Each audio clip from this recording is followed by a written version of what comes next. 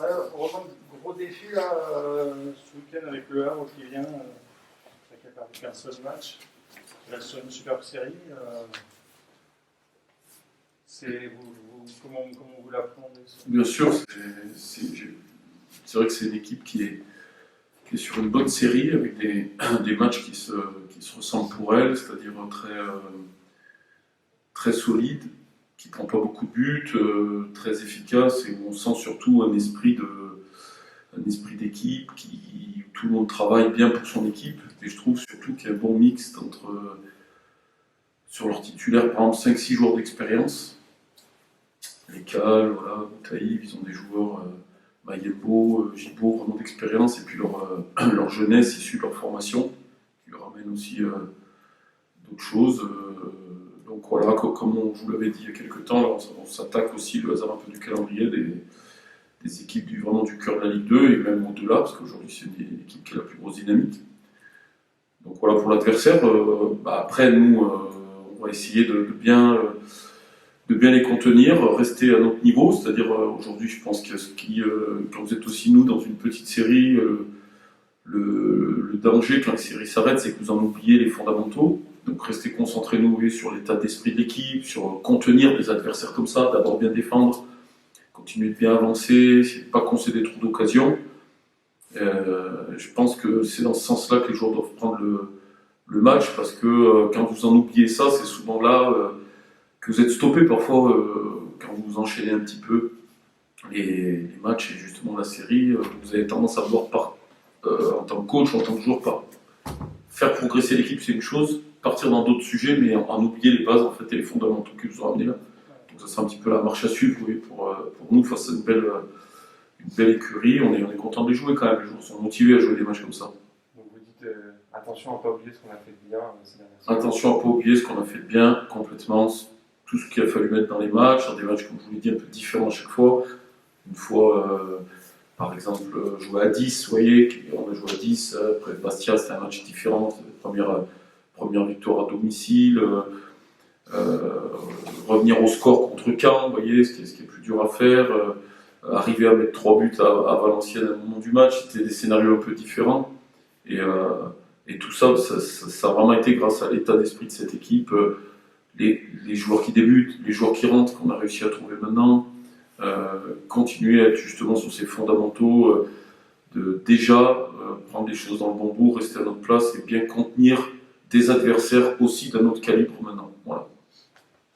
Vous avez le sentiment justement d'affronter un adversaire de notre calibre à un bon moment aussi, parce que l'équipe en confiance, donc c'est plus facile à... Oui, bien sûr. C'est sûr que on a conscience de l'adversaire qu'on va jouer, donc c'est pour ça que je vous donne un peu le message très honnêtement que je vais donner aux joueurs, l'atmosphère qu'on va donner, de bien être humble, de continuer dans ce qu'on veut faire.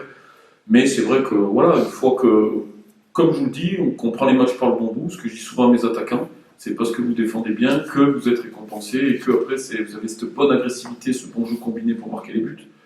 Et ben c'est un peu pareil pour l'équipe. En effet, c'est pas que les contenir, mais d'abord faire ça, parce qu'on voit qu'ils ont beaucoup de points forts dans leur système aussi, beaucoup de présence dans l'axe avec ces deux attaquants et tout. Donc, et à partir de là, bien entendu, continuer à progresser dans notre jeu, continuer à alterner le jeu par l'axe, le jeu par les côtés, d'avoir des temps forts dans les matchs. Hein. Donc, bien entendu, que cette confiance qui est avec nos résultats va nous aider aussi, je l'espère, sur certains coups, à les mettre en danger. Hein. Maintenant, il faut réussir à quand on sent, ça c'est le plus dur dans les matchs, quand on sort, quand on sent, y aller un peu plus nombreux. Parfois, je trouve qu'on est encore pas assez nombreux, à mon avis, dans la surface. On voit que ça repose beaucoup sur nos attaquants, c'est très bien. Et en ce moment, ils sont, comme on dit dans le foot, un peu la chauffe. Vous voyez, c'est eux qui font les passes décisives, ils se trouvent, tout ça. Mais aussi, j'aimerais bien que c'est travail de tous. Vous voyez, ça peut être un dépassement de fonction, un dédoublement d'un latéral, ça peut être un coup de pied arrêté avec un défenseur qui vous aide. Même si Adé a fait une bonne reprise, mais le gardien de Caen, Rio, a fait un super arrêt. Vous voyez, ces matchs, maintenant, on a besoin d'un petit peu de tout.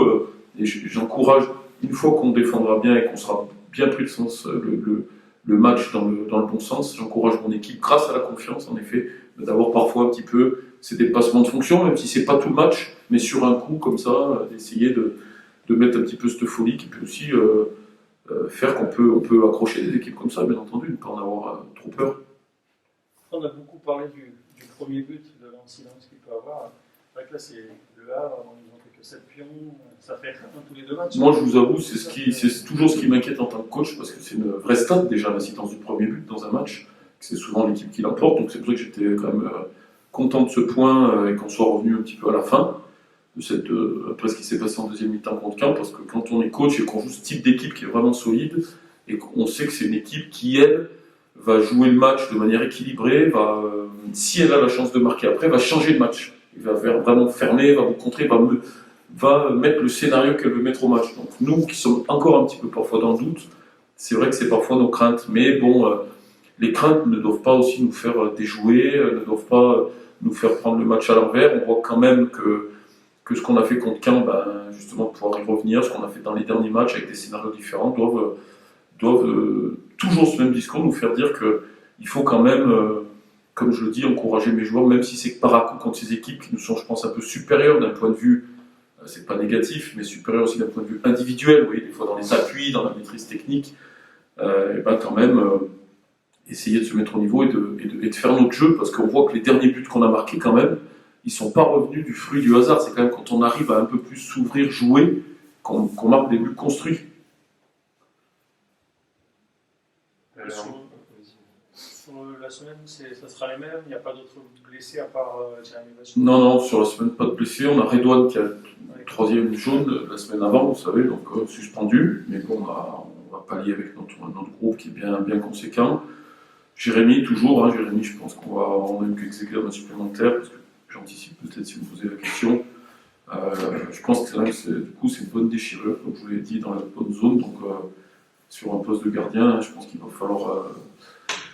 falloir bien mettre en 4, je précise un peu plus, je n'avais parlé de 3-6 semaines, ça va plus être 5-6 semaines à mon avis, avant de le revoir. Donc le mois de novembre va être, je pense pas qu'on puisse le revoir déjà à l'entraînement, et puis qu'il reprendra tranquillement après au mois de décembre. Voilà, rien de grave, mais il y a différents types de blessures, de déchirures, et celle-là, ça reste une bonne déchirure, mais bon, voilà, il n'y a pas non plus une blessure de 6 mois, c'est comme ça. Si je ne me trompe pas, vous avez vu le match depuis les tribunes. Comment vous appréhendez comme je vous l'avais dit l'autre fois, je suis déçu un petit peu, et malgré que j'ai été surpris de la décision de la commission, je me remets aussi en question. Ça me sert aussi un peu de leçon, il ne faut pas se trouver là-dedans, parce que déjà, j'aime pas l'image qu'on donne quand il n'y a pas le coach avec l'équipe sur le banc. Je trouve que c'est un petit peu, même si c'est pas nous qui jouons, des fois on dit qu'il vaut mieux que ce soit le coach que des joueurs soient suspendus, c'est toujours embêtant. Moi, j'aime être près de mes joueurs, j'aime pousser mes joueurs quand je peux le faire. Quand on est au bord de la pelouse, on voit des tribunes, on voit mieux du point de vue, je dirais, les blocs équipes, les distances entre les lignes. Mais de la pelouse, on voit mieux l'impact, la vitesse qu'a ou qu'a pas un match, l'intensité.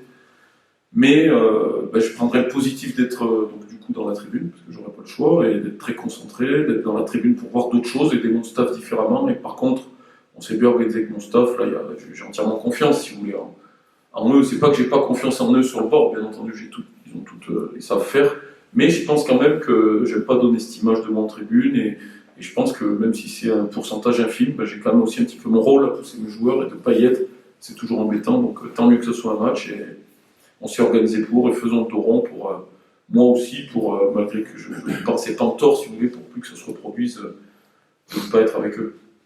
C'est quelque chose qui vous est déjà arrivé par le passé d'être en tribune ? Non, ça m'est arrivé une seule fois avec Saint-Étienne dans un derby où j'avais été expulsé à Lyon parce que j'avais voulu maîtriser mon coach qui sortait trop loin de sa zone et c'était tombé sur moi. Non, c'est pas trop dans mes habitudes, c'est pour ça que j'aime pas donner cette image, même si voilà, tous les torts n'étaient pas sur Pau, si vous voulez, ils le sont forcément pour moi, mais après, si j'ai été suspendu, c'est qu'il y a bien quelque chose aussi, il faut être proche de ses joueurs sur le banc, ça a son importance. Ça m'arrive rarement, mais j'espère que ça ne m'arrivera plus. Mario, quel est l'état d'esprit de l'équipe avant ce match face au Havre, qui est dans une putain de dynamique, quand même, en 4 victoires à nul, qui est très positif, qui est bien mieux que la saison dernière? Non, l'état d'esprit est plutôt positif dans le groupe. Après, c'est sûr que ces 3 victoires et ce nul nous aident davantage, mais ouais, l'état d'esprit de l'équipe est surtout positif.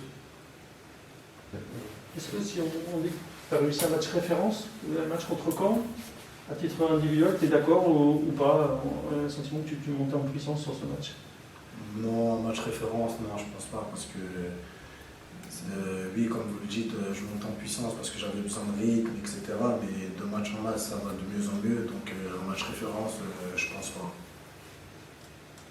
Comment ça se passe en ce moment dans ce milieu à deux numéro 6, numéro 8 ça demande beaucoup d'efforts, mais vous arrivez plutôt bien avec Redouane sur ces deux matchs à faire la longueur.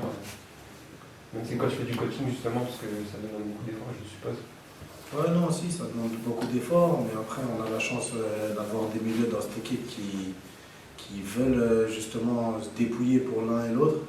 Donc ça nous facilite tout simplement. Tu cours pour le collègue, il court pour toi et les tâches sont bien réparties, quoi. Tu sais qu'il y a du monde derrière qui peut prendre le relais en plus. Ouais, c'est ça aussi, ça veut dire on peut se dépouiller pendant 70 minutes, 80, 90 ou quoi que ce soit, ou même moins, et on sait que derrière, les autres qui vont rentrer vont faire le travail, quoi.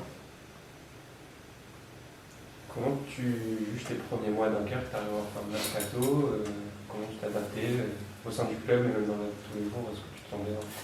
Ouais, au sein du club, déjà, oui, je me sens super bien. Et pour ma part, personnellement, je parle footballistiquement. Au début, c'était un peu difficile parce que j'étais en manque de jeu, j'avais pas de rythme, etc. Mais plus les matchs passaient, plus je me sentais de mieux en mieux. Et là, tant mieux si je peux apporter ce que je sais faire de mieux à l'équipe. Potentiellement, tu peux jouer dans un rôle de numéro 6, de milieu relayeur, tu as aussi d'autres cartes dans ton jeu qu'on n'a pas encore découvert. Bah, principalement, en tant que milieu défensif, c'est ce que je sais faire le mieux.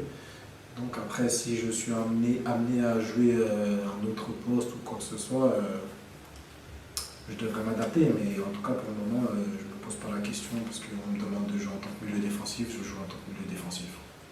Ça te va bien. Ça me va, ça me convient.